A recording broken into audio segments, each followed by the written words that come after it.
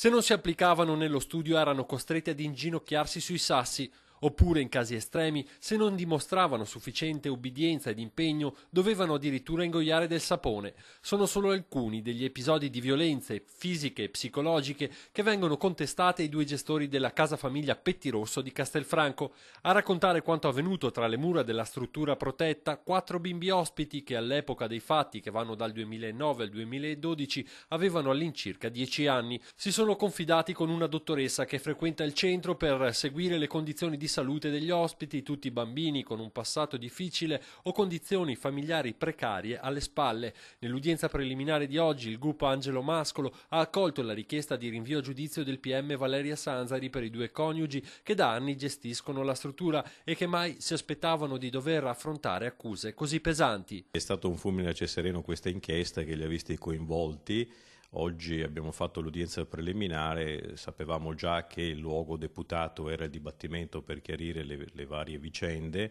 e quindi contiamo in quella sede di dimostrare la completa estraneità delle accuse che gli sono state mosse. La difesa ha affidato a degli esperti, tra cui un neuropsichiatra, le perizie che dovrebbero fare luce su quanto accaduto. È probabile che anche i bimbi che avrebbero subito i pesanti maltrattamenti vengano sentiti nel corso del processo. Non si può attribuire fatti di carattere anche generico o anche specifico senza contestualizzarli e quindi attraverso anche l'operato di psicologi o operatori di settore di dimostrare la loro completa correttezza di intervento in quei fatti o in quelle vicende.